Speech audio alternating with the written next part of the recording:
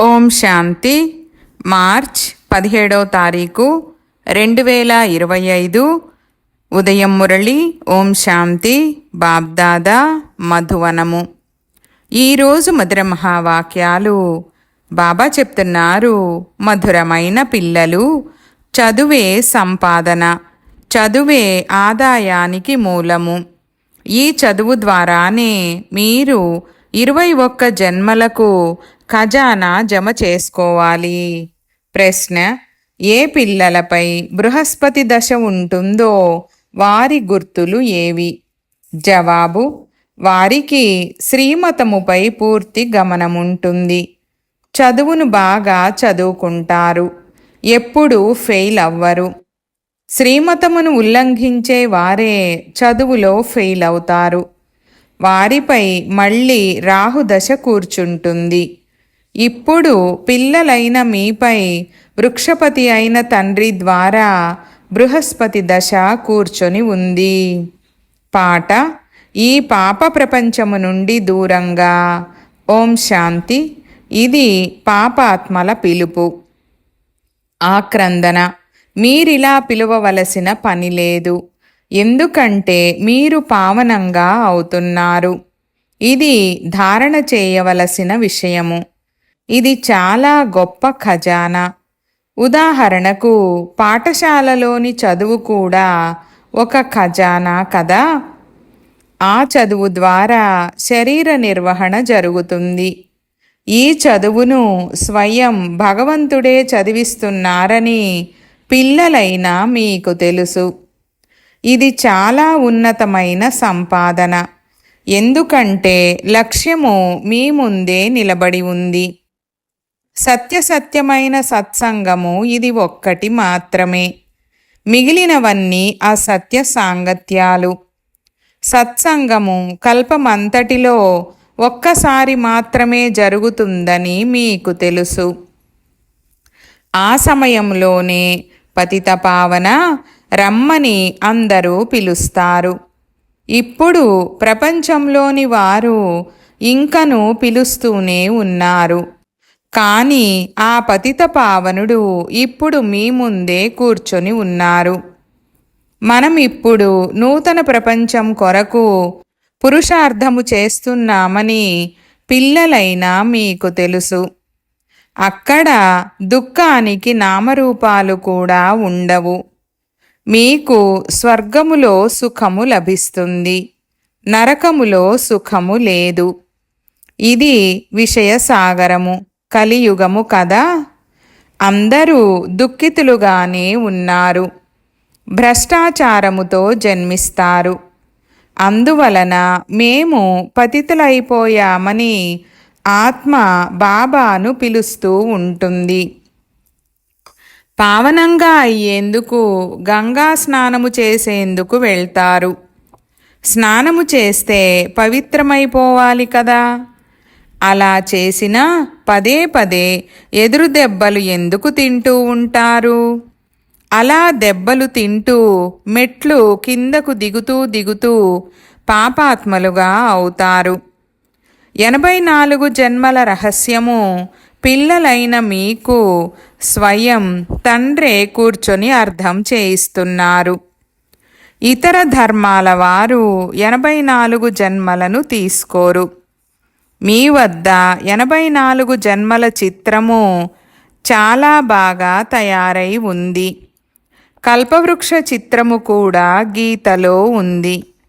అయితే భగవంతుడు గీతను ఎప్పుడు వినిపించారో, వారు వచ్చి ఏం చేశారో ఈ విషయాలు కొంచెం కూడా తెలీదు. ఇతర ధర్మాల వారికి వారి వారి శాస్త్రాలను గురించి తెలుసు, భారతవాసులకు పూర్తిగా తెలీదు. నేను సంగమయుగములోనే స్వర్గస్థాపన చేసేందుకు వస్తానని తండ్రి చెప్తున్నారు. డ్రామాలో మార్పు ఉండనే ఉండదు. డ్రామాలో ఏం నిర్ణయింపబడి ఉందో అది ఉన్నదున్నట్లు జరిగే తీరుతుంది. ఇప్పుడు జరిగింది ఎప్పటికీ మారదు. పిల్లలైన మీ బుద్ధిలో డ్రామా చక్ర జ్ఞానము పూర్తిగా కూర్చున్నది. ఈ 84 జన్మల చక్రము నుండి మీరు ఎప్పుడూ విడుదల పొందలేరు. అనగా ఈ ప్రపంచము ఎప్పుడూ పూర్తిగా సమాప్తం అవ్వదు. ప్రపంచ చరిత్ర భూగోళము పునరావృతమవుతూనే ఉంటుంది. ఈ 84 జన్మల చక్రము చాలా అవసరము. ఇదే కాక త్రిమూర్తి సృష్టి చక్రము చిత్రాలు కూడా ముఖ్యమైనవే. ఒక్కొక్క యుగము 1250 సంవత్సరాలని సృష్టి చక్రములో స్పష్టంగా చూపించబడింది. ఇది అంధులకు కనిపించే అద్దము వంటిది. 84 జన్మల జాతకాన్ని చూపించే అద్దము. తండ్రి పిల్లలైన మీ దశలను వర్ణిస్తారు. తండ్రి మీకు బేహద్ దశలను గురించి తెలియజేస్తున్నారు. ఇప్పుడు పిల్లలైన మీపై అవినాశి బృహస్పతి దశ కూర్చొని ఉంది. అంతేకాక చదువుపై కూడా ఆధారపడి ఉంది. కొంతమందిపై అవినాశి బృహస్పతి దశ కూర్చొని ఉంది. కొంతమందిపై శుక్రదశ, కొంతమందిపై రాహుదశ కూర్చొని ఉంది. ఉత్తీర్ణులు అవ్వకుంటే వారిపై రాహుదశ ఉందని అంటారు. ఇక్కడ కూడా అలాగే దశలున్నాయి. శ్రీమతమును అనుసరించకుంటే అవినాశి రాహుదశ కూర్చుంటుంది. అది బృహస్పతి దశ. ఇది రాహుదశగా అవుతుంది. చదువుపై పిల్లలకు పూర్తి గమనముండాలి. ఇందులో సాకులు చెప్పరాదు. సేవా కేంద్రం దూరంగా ఉంది, ఫలానా కారణము వలన నడిచి వెళ్లేందుకు 6 గంటలు పట్టినా వెళ్ళి చేరుకోవాలి. యాత్రలకు పోయినప్పుడు మనుషులు ఎంతగానో కష్టపడతారు. పూర్వము చాలా దూరము నడిచి వెళ్ళేవారు. కొంతమంది ఎద్దుల బండిలో కూడా వెళ్ళేవారు. ఇది ఏదో ఒక పట్టణానికి సంబంధించినది కాదు. ఇది తండ్రి స్థాపించిన చాలా గొప్ప విశ్వవిద్యాలయము. దీని ద్వారా మీరు ఈ లక్ష్మీనారాయణులుగా అవుతారు. ఇటువంటి శ్రేష్టమైన చదువును చదివేందుకు కొంతమంది దూరంగా ఉంది, తీరిక లేదు అని అంటే తండ్రి వారినేమంటారు? ఈ పుత్రుడు అర్హుడు కాదని అంటారు. తండ్రి ఉన్నతంగా చేసేందుకు వస్తే స్వయాన్ని సర్వనాశనం చేసుకుంటారు. పవిత్రంగా అవ్వండి. దైవీ గుణాలను ధారణ చేయండి. స్త్రీ పురుషులు కలిసి ఉంటున్నా వికారాలకు వశమవ్వరాదని శ్రీమతము చెప్తూ ఉంది. ఇరువురి మధ్య జ్ఞానయోగాల ఖడ్గముంది. మేము పవిత్ర ప్రపంచానికి అధికారులుగా అవ్వాలని భావించండి. ఇప్పుడైతే పతిత ప్రపంచానికి అధికారులుగా ఉన్నారు కదా. ఆ దేవతలు డబల్ కిరీటధారులుగా ఉండేవారు. అర్ధకల్పము తర్వాత లైట్ కిరీటము తొలగిపోతుంది. ఇప్పుడు ప్రకాశ కిరీటము ఎవ్వరిపైనా లేదు. కేవలం ధర్మస్థాపకులపై ఈ ప్రకాశ కిరీటము ఉండవచ్చు. ఎందుకంటే ఆ పవిత్రాత్మలు వచ్చి శరీరములో ప్రవేశిస్తాయి.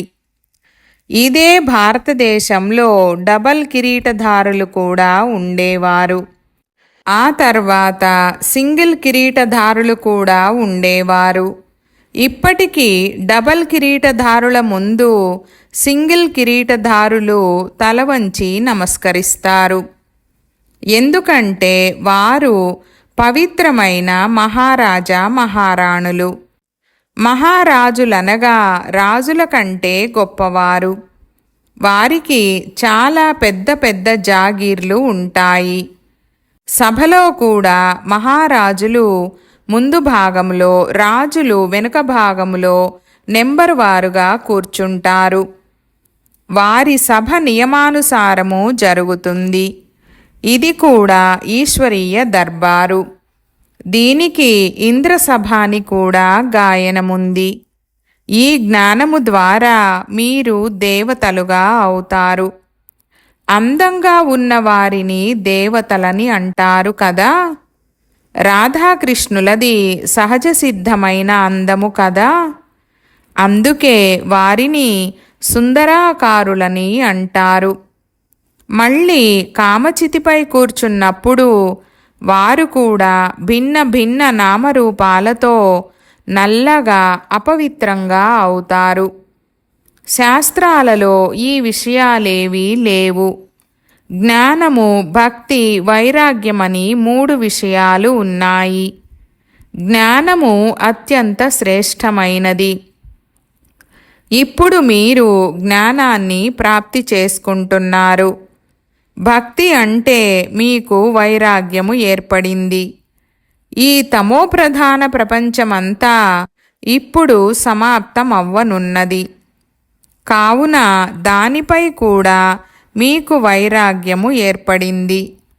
కొత్త ఇల్లు కట్టించినప్పుడు పాత ఇంటిపై వైరాగ్యము ఏర్పడుతుంది కదా.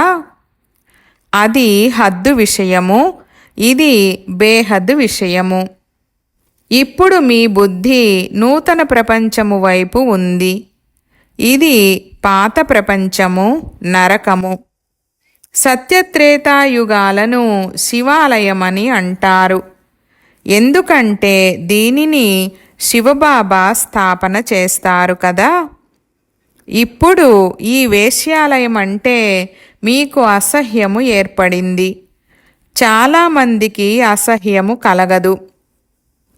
వివాహము చేసుకొని మురికి కాలవలో పడి సర్వనాశనమవ్వాలని కోరుకుంటారు.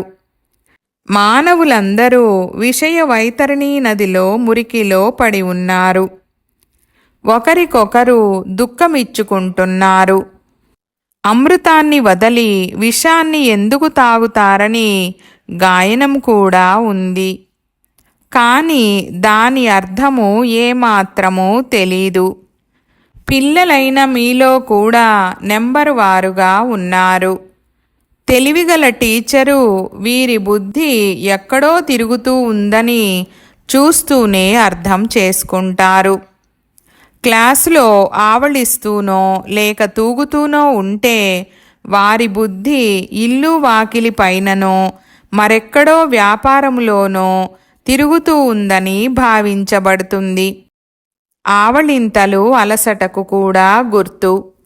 వ్యాపారంలో సంపాదన జరుగుతూ ఉంటే రాత్రి 1-2 గంటల వరకు కూడా మనుషులు కూర్చొని వ్యాపారం చేస్తూనే ఉంటారు.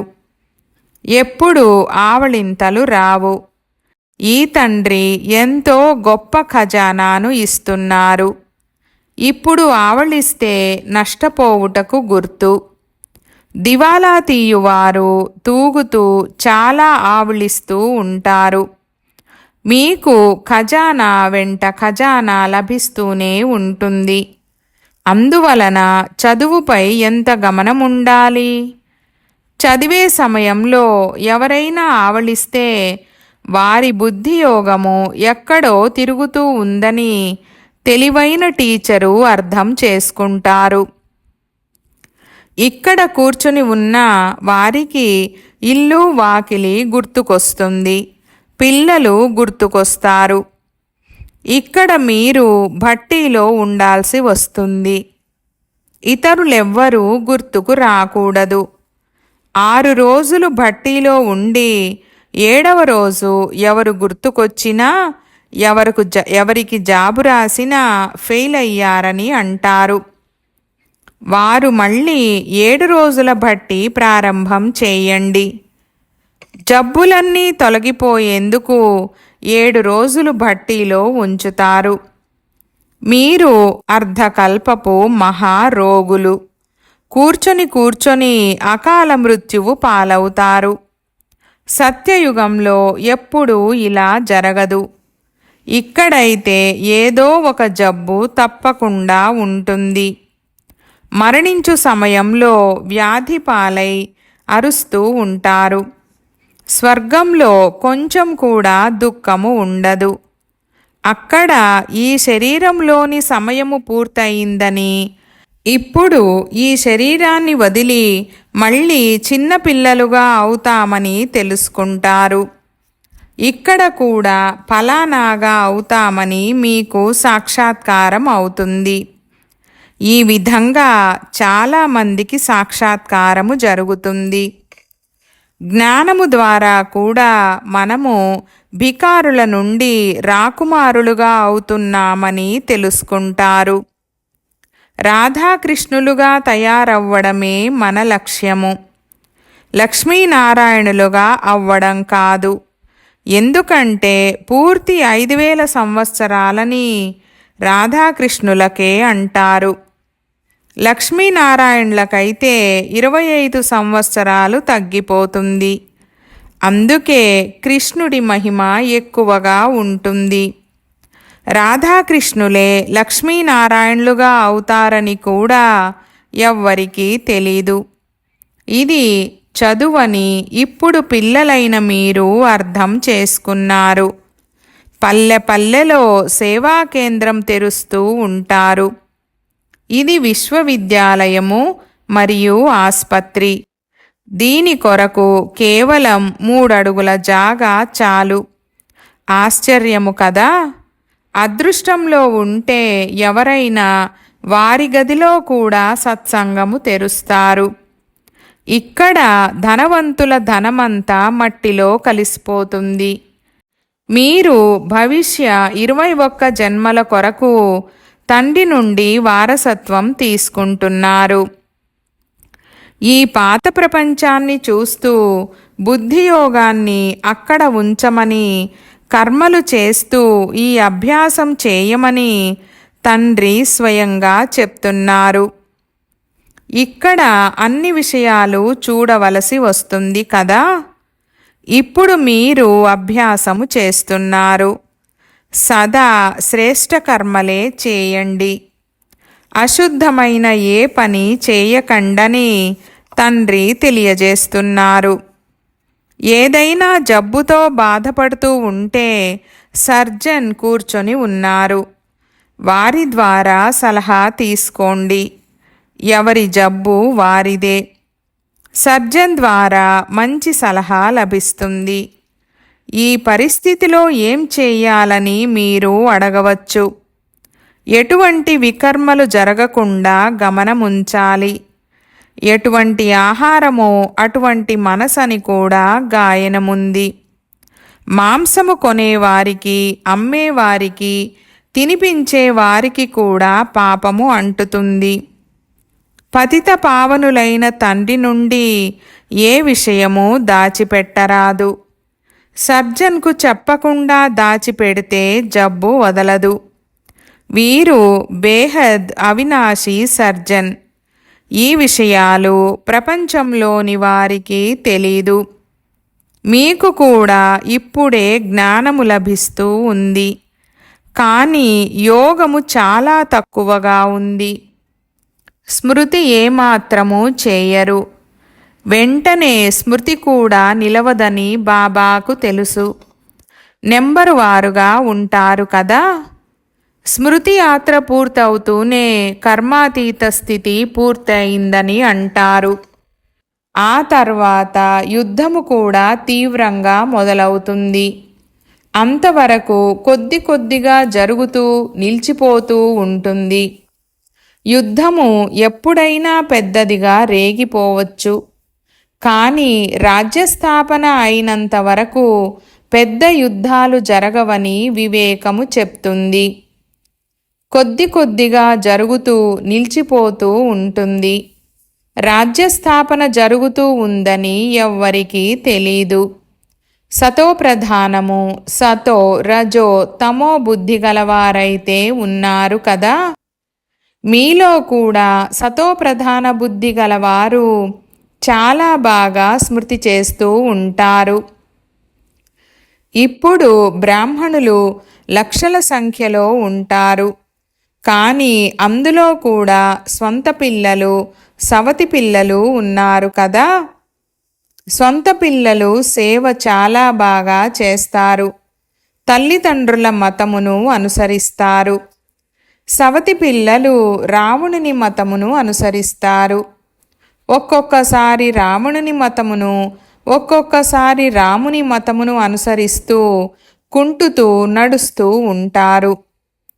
పిల్లలు పాట విన్నారు. బాబా సుఖము ఉన్న స్థానానికి తీసుకువెళ్ళమని అంటారు. స్వర్గములో సుఖమే సుఖముంటుంది, దుఃఖమనే మాటే ఉండదు. సత్యయుగాన్ని స్వర్గమని అంటారు. ఇప్పుడుండేది కలియుగము. ఇక్కడ స్వర్గము ఎక్కడి నుండి వస్తుంది? ఇప్పుడు మీ బుద్ధి స్వచ్ఛంగా అవుతూ ఉంది. స్వచ్ఛ బుద్ధి గలవారికి మలిన బుద్ధి గలవారు నమస్కరిస్తారు. పవిత్రంగా ఉండేవారికి గౌరవం ఉంటుంది. సన్యాసులు పవిత్రంగా ఉన్నందున గృహస్థులు వారికి తల వంచి నమస్కరిస్తారు. సన్యాసులు వికారము ద్వారానే జన్మ తీసుకొని మళ్ళీ సన్యాసులుగా అవుతారు. దేవతలను సంపూర్ణ నిర్వికారులని అంటారు. సన్యాసులను సంపూర్ణ నిర్వికారులని ఎప్పుడూ అనరు.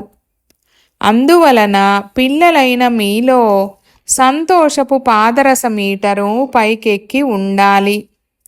అందుకే అతీంద్రియ సుఖము గురించి అడగాలంటే గోపగోపికలను అడగండని అంటారు. వారిప్పుడు తండ్రి నుండి వారసత్వము తీసుకుంటున్నారు, చదువుకుంటున్నారు. ఇక్కడ సన్ముఖంలో విన్నందున నష ఎక్కుతుంది. కొంతమందికి ఈ నష స్థిరంగా ఉంటుంది, కొంతమందికి వెంటనే ఎగిరిపోతుంది. సాంగత్య దోషము వలన నష స్థిరంగా ఉండదు. మీ సేవా కేంద్రాలలో కూడా ఇటువంటి వారు చాలామంది వస్తారు. కొంచెము నష పెరుగుతూనే పార్టీలు మొదలైన వాటికి వెళ్తారు. అక్కడ సారాయి, బీడి మొదలైనవి తాగుతారు. అంతటితో సమాప్తం. సాంగత్య దోషము చాలా చెడ్డది. హంసలు కొంగలు కలిసి ఉండలేవు. పతి హంసగా తయారవుతే పత్ని కొంగగా ఉంటుంది. ఒక్కొక్క చోట స్త్రీ హంసగా ఉంటే పురుషుడు కొంగగా ఉంటాడు.